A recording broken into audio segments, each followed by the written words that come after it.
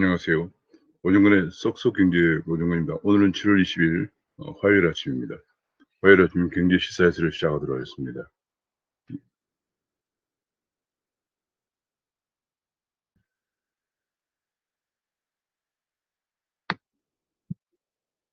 귀에 쏙쏙 들어가도록 경제 기사를 쉽게 써드리는 명품 시사회서 7월 20일 아침입니다. 구독과 알림 설정을 눌러주시면 감사하겠습니다. 지금 굉장히 더운 날입니다. 옛날에 뭐 염천이란 말이 있었어요. 펄펄 끓는 하늘이다 이런 뜻이요. 염천이 하늘에 계속되고 있습니다. 내일 서울 한낮에 36도로서 역대급 무더위가 찾아온다 이런 보도가 나왔습니다. 지금 현재 일부 체감 지역은 40도까지 오를 것이다 그런 얘기가 나왔고요. 체감 온도가 40도까지 찜통더위 비상이 예상된다는 일기예보가 나왔습니다. 내일은 북태평양 고기압 중심부에 위치해서 최고 36도까지 오르면서 체감 온도는 40도까지 오르는 열도움 현상, 열이 가득 찬 도움이란 얘기죠. 열도움 현상이 나오면서 지금 어르신들이나 만성 질환자는 외출을 자제해야 한다는 그런 경고까지 나왔습니다. 이 폭염에다가 코로나로 마스크까지 써야 하기 때문에 온열 질환으로 일주일간 3명이 숨졌다. 그런 보도까지 나왔습니다. 지금 이게 뭐 펄펄 끓는 폭염에서 코로나 확산으로 마스크까지 써야 되는 그런 이런 문제가 정말 사람들 숨을 막히게 하고 있는 지경입니다. 그런 가운데 지금 또 한 가지 정말 그 안타까운 것은 전력 대란 위기까지 겹치고 있다는 겁니다. 탈원전으로 원전이 대거 멈추거나 중단되거나 건설이 중단되면서 현재 한국의 원전 24기가 가동이 되고 있는데 13기가 그 절반이 넘는 13기가 지금 가동이 중단되거나 폐기되거나 공사가 중단되거나 그런 상황이라고 합니다.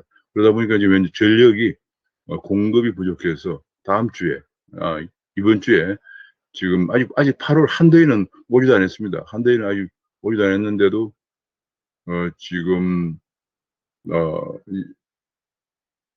더위가 펄펄 끓면서 에어컨을 많이 켜자 지금 공공기관 에어컨을 돌아가면서 꺼라 하는 그런 지시를 행안부가 전국 청사에 공문을 보내서 8월 13일까지 에어컨을 자제하라 하는 공문을 보냈다고 합니다. 이게 이제 2011년에 있었던 얘기인데요. 이게 순환정전 얘기인데 전력을 많이 쓰지 않던 당시에 전력을 공공기관들은 에어컨을 못 켜고 선풍기라든지 혹은 심지어는 뭐 그런 그 문을 열어놓고 근무한다든지 가게들도 에어컨을 켜지 못하고 문을 못하게 했고 심지어는 가정에서도 시간대별로 에어컨을 켜도록 하는 이런 사태가 발생했는데 이번엔 다시 그런 전력 대란, 순환정전, 심하면 블랙아웃, 대정전까지도 갈 가능성이 있다는 그런 보도까지 나와서 안타깝습니다. 그것이 그 가장 근본적인 원인이 탈원전 때문에 그렇다는 탈원전발 전력 대란이다 이런 얘기가 나오고 있습니다.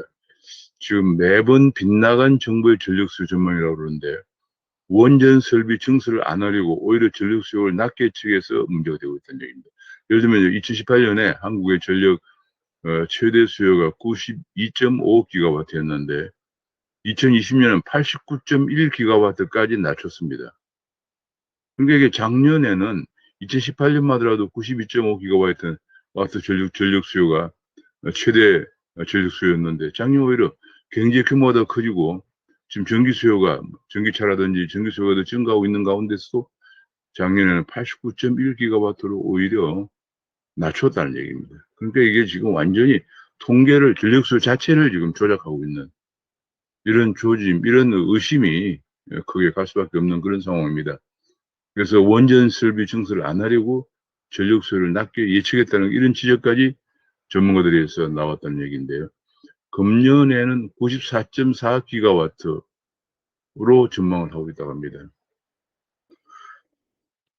정부의 대정책이라고 하는 것이 도무지 이렇게 그 현실을 좀 외면하고 어떤 목표를 해서 통계까지 이렇게 마사지하는 이런 모습을 보이고 그 결과는 이렇게 대정전, 이 폭염 속에서 전력까지 에어컨까지도 마음대로 쓸 수 없는, 지금 아마 공공기관 직원들 출근하면은 굉장히 힘들 겁니다. 왜냐면 에어컨을 오후에는 또 끄야 되니까 가장 더운 시간에 꺼야 한다는 얘기죠. 정말 안타깝습니다. 이게 정부 정책은 과연 무엇을 위해서 있는 것인지, 이게 이제 탈원전하면서 태양광이라든지 신재생의 에너지 어, 더 육성한다고 해가지고 소위 말하는 환경 카르텔에 지배하고 있는 그런 상황이죠. 이게 뭐 각 부문에서 정치적 성향을 띤 이념지향적인 카르텔들이 정책에 관여하고 그 카르텔들의 이익을 취하기 위해서, 그 이익을 위해서 정부나 국가의 모든 기관을 오늘 붕괴시키고 있는 그런 상황이 계속되고 있습니다. 지금 뭐 교육도 지금 정교조가 지금 지배하면서 정교조 때문에 교육이 완전 황폐화되고 있어서 인재 양성이 안 돼서 지금 4차 산업혁명에 필요한 개발자라든지 인공지능이라든지 이런 블록체인이라든지 필요한 인력이 공급이 안 되고 있는 그런 상황이고요. 지금 뭐 여러 군데서 지금 그런 문제가, 지금 이제 원전 문제도 마찬가지고요. 그렇습니다. 폭염이 닥치자 할 수 없이 정부는 폭염이 닥치자 원전에 SOS를 보내고 있다. 그래서 현재 월성 3호기를 23일에 투입한다. 그런 얘기가 나왔습니다. 원안위에서 운전승이 나면은 바로 한다. 그런 얘기인데, 지금 현재 그래서 결국은 신고리 4호기와 같이 현재 지금 계획 예방 정비라는 명목으로 중단되고 있는 원전 3기, 신월성 1호기, 신고리 4호기, 월성 3호기를 이달 중에 조기 재가동한다. 이런 얘기가 나왔습니다. 지금 탈원전 4년 동안, 지난 문재인 정부 4년 동안 탈원전을 계속하면서 원전의 생태계가 완전히 붕괴되고 있다는 얘기입니다. 지금 우리나라 한국의 원전이 세계에서 기술적으로도 기술적으로 안전면에서 넘버원이었거든요. 그래서 우리가 중동 UAE 같은 데다 원전을 수출하고 했었는데, 지난 문재인 정부 들어서 4년 동안 탈원전 정책을 강행하면서 생태계가 완전히 붕괴되고 있다. 지금 공장에는 녹슨 장관 덩그러니 놓여있다, 이런 얘기가 나오고요. 심지어는 이제 앞으로 탈원전을 5년 더 가면은 미국처럼 부품 조례도 못하는 나라가 된다. 일감이 사라지고 사라진 부품업체는 이제 완전히 사용 못하고 방치하고 적자는 쌓여가고 있고, 두산중공업도 탈원전에 수주가 끊기고 협력사는 납품을 못하고 동반 위기가 발생하면서 원전 생태계 자체가 지금 붕괴되고 있다. 정말 안타까운 얘기가 아닐 수 없습니다. 그런 가운데 지금 대학에서 원자력공학과 전공 신입생이 36%가 급감하고 있다. 그런 얘기입니다. 2017년에 원자력 관련 학과 신입생이 817명이 있는데 작년에 524명으로 급감을 하고 있다는 얘기가 나오고 있습니다. 지금 탈원전 때문에 앞으로 비용도 크게 증가하고 있다. 그런 얘기인데요. 지금 이런 탈원전 정책이 탄소 중립 목표인 2050년까지 이어지면은 필요한 전력 설비 투자 비용에도 1,394조 원 든다고 합니다. 만약 원전 수명을 연장하면서 신규 원전을 가동할 때와 비교하면 453조나 더 든다. 그런 얘기입니다. 나아가서 세계적 추세에 발맞추어서 탈원전에 탈피해서 원전 비중을 50%로 끌어올리면 물경 741조를 절감할 수 있다. 그런 보고서가 나왔습니다. 그러니까 현재 상태로 탈원전을 계속하면서 2050년에 탄소 제로, 탄소 중립 목표를 달성하려면은 전력설비 투자 비용이 1,394조 원이 드는데, 원전을 50% 선까지만 유지하면은 전력설비 비용이 741조 원을 절감할 수 있다는 그런 계산이 나왔다는 것입니다. 그래서 저는 이념이 아니고 과학으로 복제해야 된다, 이런 주장이 나오고 있습니다. 이리 막대한 예산들을 투입하면서 지금 재정도 여건도 좋지 않은데 이런 막대한 재정 투입에 대한 탈원전 정책을 밀고 나가는 것에 대해서 시급히 재고해야 된다, 그런 주장이 나오고 있습니다. 이제 코로나 쪽으로 한번 돌아오면, 지금 코로나가 백신 접종은 줄줄이 늦어지고 있는데 델타 바이러스 확진자는 한 달 새 42배나 폭등을 했다, 그런 얘기입니다. 6월 13일 수치에만 하더라도 전체 코로나 확진자 중에서 델타 바이러스 비중이 2.5%밖에 안 됐는데, 지난주에는 코로나 확진자 중에서 델타 바이러스 확진자의 비중이 34%까지 올라갔다. 그런 얘기입니다. 이런 가운데 백신 확보가 제때 안 되어서, 제대로 안 되어서 계속 접종은 늦어지고 있다. 그런 얘기입니다.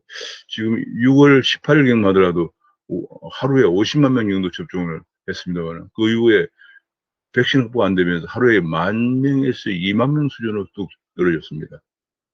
그러다 보니까 지금 4천만 회분 온다는 모더나도 지금 현재 지금까지 도입된 물량은 2%밖에 안 들어와 있고, 향후 계획도 여전히 깜깜무소식이다. 그런 얘기가 나오면서 기업에서는 긴급히 모더나에서 화이자로 접종을 변경을 했다. 그런 얘기가 보도가 나오고 있습니다.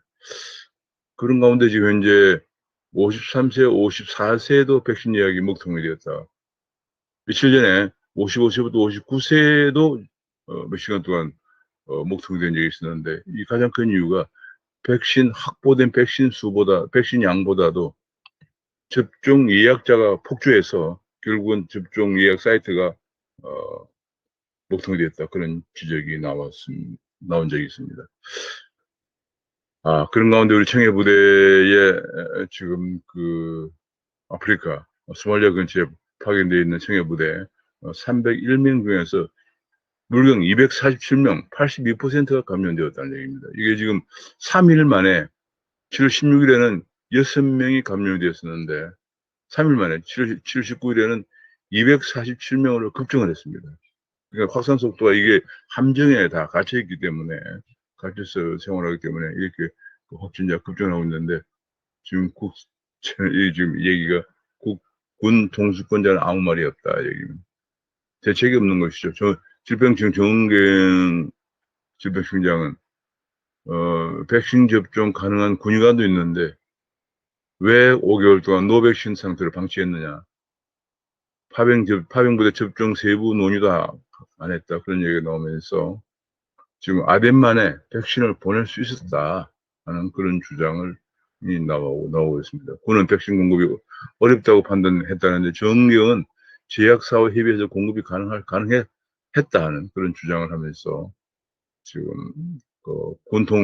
군부에서 지금 대비를 제대로 못했던 문제가 드러나고 있는 상황입니다. 군과 정부의 무관심 태만이 청해부대 참사를 불렀다. 그런 얘기입니다. 제가 승조원 301명 중에서 247명이나 확진이 되었다니. 그리고도 아무 대책이 없는 이 정부들, 이 대한민국 정부를 어떻게 해야 할지 정말 안타깝습니다. 지금 이런 가운데 이제 코로나 확산으로 명동의 노른자의 상고도 권리금이 3억 원에서 제로로 뚝 떨어졌다. 장사한다는 사람이 없다는 얘기입니다. 지금 명동의 공실률이 작년 4분기는 22%였는데 이제 금년 1분기에는 38%까지 올라갔다. 그런 얘기입니다. 작년 4분기만 하더라도 코로나가 많이 기승을 부릴 때죠. 그러니까 지난 코로나 전에 비하면 코로나 전에는 뭐 공실률이 거의 없었겠죠. 근데 지금 현재 금년 1분기 공실률이 38.4%까지 올라갔다. 그런 얘기가 보도가 되었습니다. 여기에 대해서 이제 소상공인 지원금을 최대 2배로 늘려서 다음 달 17일부터 지급한다고 하는데, 지금 이것이 이제 지금 코로나가 자영업 지원을 900만 원까지 하려고 하던 것을 최대 3천만 원까지 한다. 이런 보도가 나왔습니다. 이렇게 되면 또 여러 가지 논의가 많은데, 돈도 많이, 재정도 문제지만, 지금 이렇게 되면 보면은 2020년, 작년 9월에 200만 원 최대, 그 다음에 1인당입니다. 1인당 200만 원. 그 다음에 버팀목주, 그 다음에 2021년 금년 1월 달에 300만 원. 그 다음에 금년 3월 달에 500만 원. 금년 9월 달에 900만 원. 이어서 지금 다시 3천만 원까지 한 사람당 지원한다 하면 이것이 적은 돈이 아닙니다. 결국은 이걸 만약에 최대 지원받은 것을 기준하면은 그동안 작년 9월부터 이번 자영업 지원까지 4,900만 원을 지원받게 됩니다. 결국은 이렇게 되면서 다른 업종들, 다른 국민들, 일자리도 없는 국민들과 형평성 문제가 또 제기될 가능성이 있습니다. 이게 한 사람당 4,900만 원이기 때문에 자영업을 예컨대 가족이, 3명이 한다 그러면, 3명이 한다 그러면, 이건 뭐, 4,900만 원 곱하기 3이면 거의 1억 몇천만 원 되는 돈이기 때문에, 이게 뭐 자영업은 거의, 이렇게 되면 이제 가장 큰 문제가 자영업들이 피해도 엄청납니다만은, 그러나 너무 많은 지원을 할 경우에, 재정 문제도 있고요. 두 번째로는, 자영업이 아닌 다른 그 피해를 입은 사람들, 또는 일자리 자체를 구하지 못하는 사람들과의 형평성 문제가 또 불거지지 않겠느냐 하는 그런 걱정이 앞섭니다. 그런 가운데 또 지원 두 가지는, 하나는 자영업 지원 문제가 있고요. 두 번째로는 재난지원금이 있는데, 국민재난지원금 아직까지 결론을 못 냈다. 80%만 지급하면 10조 원 드는데, 전 국민이면 14조 원 정도 필요하다. 그런 계산이 나와서 아직 결론을 못 내고 있는 그런 상황입니다. 지금 부동산 쪽에서 좀 난리가 아닙니다. 임대차법 개정 1년 동안에 대려 전세값 폭등을 몰고 왔다. 그런 얘기입니다. 전세값이 1년 사이에 상승률이 7배나 되었다. 그런 얘기입니다. 지난 1년 사이에 전세값 상승률이 서울에 16.7%였는데, 법 도입되기 전 임대차법 3법이 시행되기 전 1년은 상승률 2.4%였거든요. 그러니까 작년 1년 동안 임대차법 3법이 시행된 이후에 오히려 전세값 상승률이 16.7%나 올랐어. 전세값이 7배나 더 크게 올랐다. 그런 얘기입니다. 많은 전문가들이 임대차 3법에 문제가 있다고 지적을 했습니다만, 막무가내로 밀어붙인 결과, 이런 결과를 초래를 했습니다. 그런 가운데 장기 보유 특별 양도세 공제 축소안을 발의하려고 했던 여당이 지금 표심 때문에 고민하고 있다. 그런 얘기입니다. 이게 또 문제가 많죠. 지금 장기 보유한 사람들이 오히려 더 양도세 축소 혜택을 축소한다는 것은 말이 안 되죠. 아니, 한 집에도 오래 사는 사람에게 혜택을 줘야지 장기 보유를 축소한다. 뭐 그냥 세금을 어디서 거둘 것인가만 역점을 두다 보니까 이런 말도 안 되는 아이디어가 나왔는데, 드디어 여권에서도 지금 표심 때문에 고심을 하고 있다. 이런 보도가 나왔습니다. 뭐 당장 이런 것은 뭐 표심뿐이 아니고 논리적으로도 투기꾼이 아니고 한 집에 오래 산 사람에게 세금을 더 걷는다는 것은 말이 안 되는 거죠. 현재 고용 동향도 엄청나죠. 지금 뭐 구직 단념자가 사상 최대를 기록했다는 보도가 나왔습니다. 지금 6월달 구직 단념자가 58만 3천 명으로 2014년 이런 통계를 편집한 이후에 최대를 기록했다는 얘기입니다. 이 58만 3천 명 중에서 이 2030이 27만 3천 명. 그러니까 2030이 절반이 2030인데, 2030이 한참 일을 자리를 구해야 될 나이에 아예 구직 자체를 단념하는 사람이 27만 3천 명에 달하고 있다는 얘기입니다. 정말 안타까운 얘기입니다. 아예 그냥 일자리가 구해지지 않기 때문에 구직 자체를 단념하고 있습니다. 이 구직을 단념하면은 이것이 비경제 활동 인구로 분류가 되어서 실업 통계에 잡히지 않는 또 그런 문제가 있습니다. 그래서 6월 실업률이 3.8%에 불과하지만 구직 단념자 이런 걸 포함하면 체감 실업률은 13%까지 올라가고 있다, 이런 얘기입니다. 정말 현재 일자리는 결국은 엄청난 반기업 정책, 친노조 정책, 심지어 앞으로는 엄청난 반기업 정책의 각종 규제, 높은 법인세에다가 각종 규제에다가 압박에다가, 게다가 지금 최근에 통과된 친노조 법안들, 그중에서 해고자 실업자도 유급 노조원이 되어서 핵심 사업장 증거하고 파업도 할 수 있도록 한 조치가 시행되면서 앞으로 지금 현재 일자리는 더 없어질 전망입니다. 왜냐하면 그렇게 되면 기업들이 한국에 투자를 할 수가 없죠. 여건도 어려운 데다가 높은 법인세와 높은 규제와 그다음에 지배구조 계획으로 경영권을 언제 빼앗길지 모르는 상황 속에서 또 해고자, 또 실업자는 불특정 다수의 제3의 실업자가 회사에 들어와서, 요즘 새로운 용어가 등장했습니다. 비종사 노조원, 회사에 종사하지 않는데 노조원이라는 거죠. 그것도 유급 노조원이 되고, 핵심 사업장까지 전개해서 파업도 할 수 있고, 사업장에 무상 출입할 수 있는 이런 일이 길을 열어줌으로써, 이 완전히 지금 뭐 노동활동의 뭐 이런 좀 활성화 정도 차원이 아니고 완전히 그냥 한마디로 사업장을 완전히 파괴하자, 뭐 붕괴시킨다, 이런 생각까지 하고 있는 것이 아닌가 모르겠습니다.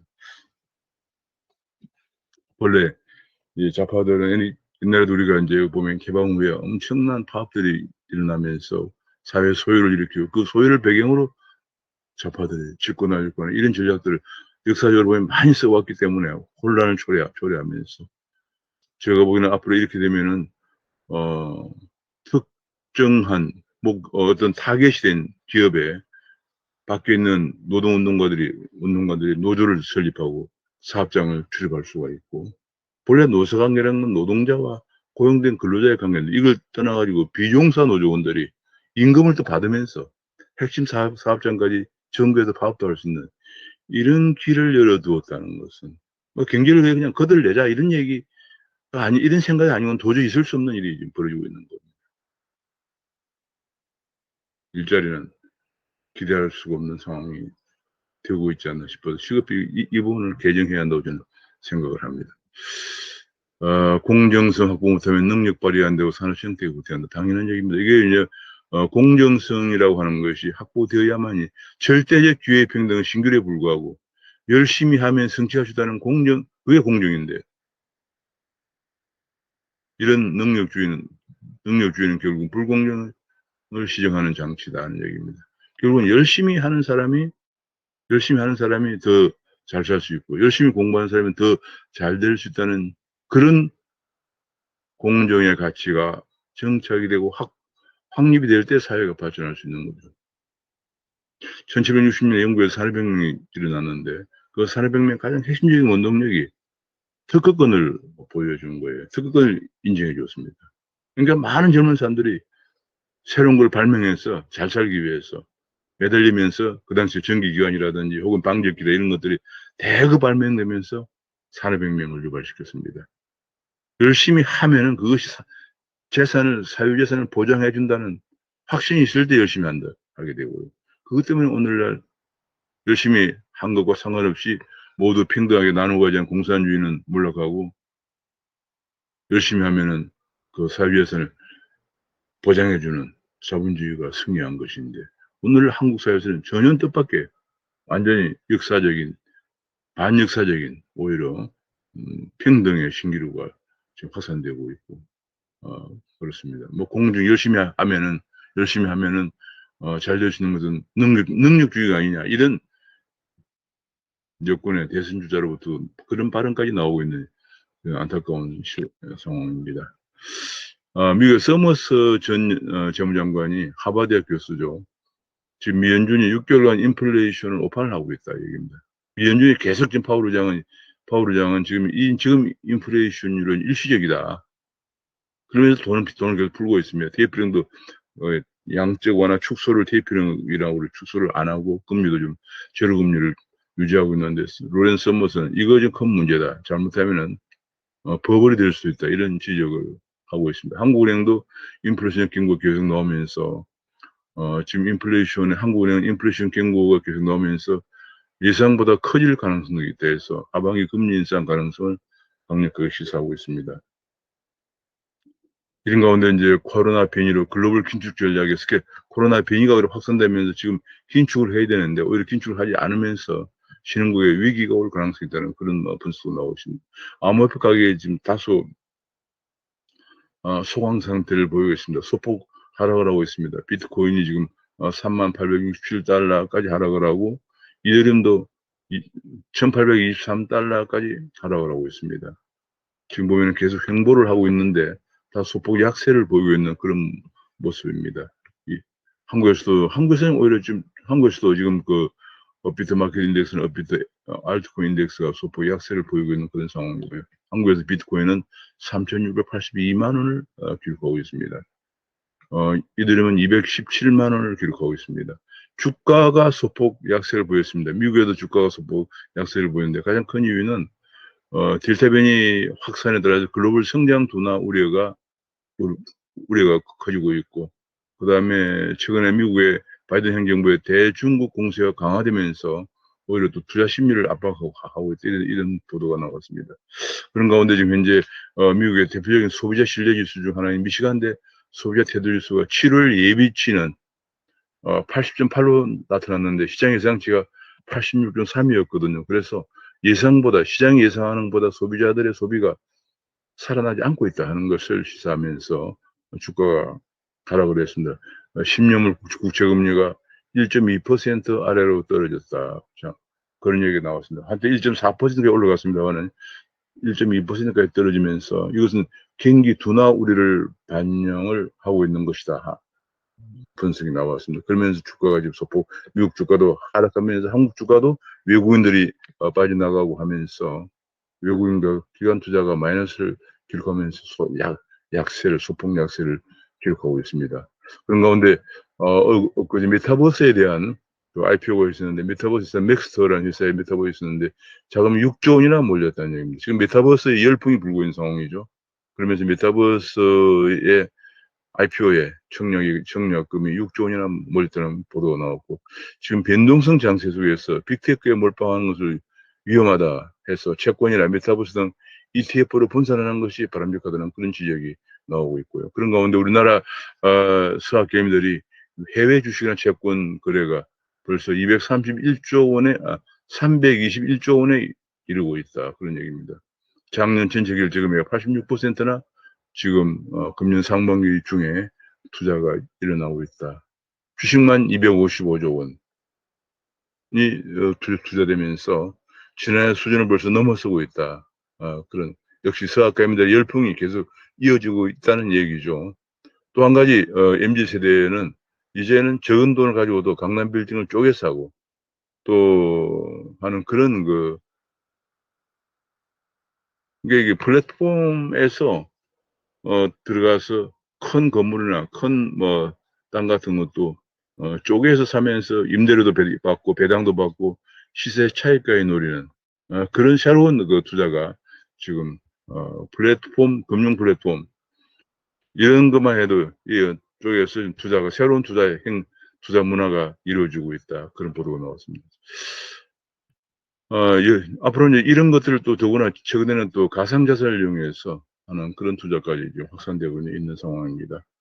중대재해부 여전히 모호해서 소상 대란이 불붙었다. 이게 시행령 발표에도 시행령 안을 발표했는데 혼란이 일어나고 있다. 얘기인데요.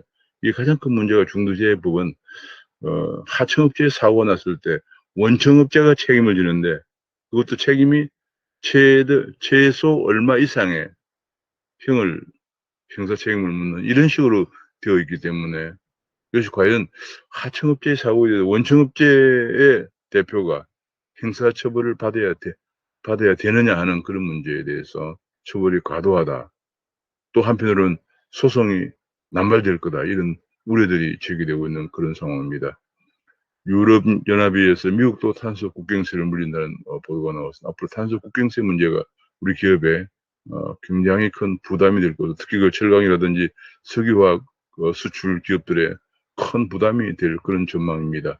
그런 가운데 지금 이제 K배터리를 육성하려고 하는데 우리나라 MB 때 개발해 오던 구리강산, 니켈강산을 적폐를 취급해서 헐값에 매각하고 있기 때문에 결국은 K배터리의 원자재의 혈관이 막히지 않을까 걱정된다는 분석이 나왔고요. 지금 반도체 위기에 대해서 계속 나오고 있습니다. 인텔은 34조 원이나 투입해서 공세를 파운드리 반을 흔들고 있는데 삼성의 이 공장은 지금 아직 오리무중이다. 그런 가운데 이재용 부회장 감옥에 있기 때문에 이런 큰 결단을 보통 반도체 공장 하나 20조, 30조가 드는 큰 결단을 해야 하기 때문에 현장 시사도 가야 되고 또 다른 회사들의 움직임도 봐야 되는 여러 가지 그런 상황이기 때문에 이것이 오나가 아니고 투자 결정을 내리기가 사실 힘든 그런 상황입니다. 미국의 미국은 중국 반도체 옥죄기를 계속하고 있는데 이렇게 되면은 중국의 투입되어 있는 한국 그 반도체 업체들의 대응이 사실상 결국은 기업들이 중국의 반도체 공장을 세웠으면 그건 중국 기업이거든요. 그런데 계속 미국의 중국 반도체 옥죄기로 국내 반도체 업체들 전략을 새로 짜야 될 그런 판이다. 그런 보도가 나왔습니다. 학생은 계속 줄고 있는데 공무원은 84%나 교육청 공무원은 좀 늘었다는 혜세를 펑펑 쓰고 있다 교육감들이. 왜냐하면 이게 학생은 줄지만은 지방재정교부금은 내국세 20.79%를 자동으로 배정하게 돼 있어서 학생은 줄지만 내국세가 늘어나면은 20.79%가 자동으로 배정되다 보니까 교육청에서는 교육청 공무원을 늘리고 세금을 펑펑 쓰고 있다 이런 얘기가 나왔습니다. 저는 이 부분이 빨리 개선돼야 한다고 생각을 합니다. 문 대통령이 동계올림픽에 가지 않기로 결정했다고 합니다. 결국은 한일 정상회담이 무산되면서 한일 관계 최악의 상황으로 가고 있다. 그런 보도가 나왔습니다. 지금 결국은 물거품된 한일 정상회담, 미래지향적 결단은 없었다. 결국은 국내 정치에 경도된 외교가 대일 외통수를 자초한 것이 아니냐. 그런 가운데 지금 시진핑 방한도 4년제 공수표만 달리고 있고 내년 2월에 베이징 올림픽 갈 것인가 하는 그런 문제가 나오면서 또 한 가지 외교 쪽의 문제가 지금 백악관 미국에서는 중국 정부의 청부 해커로 인한 사이버 작전에 대해서 강력 반발하면서 미국과 EU, 일본, 영국, 나토 등에서 중국 사이버 활동을 규탄하고 있는데 한국은 빠졌다는 얘기입니다. 이런 문제가 지금 한미 관계가 어딘가 지금 균열이 가고 있고요.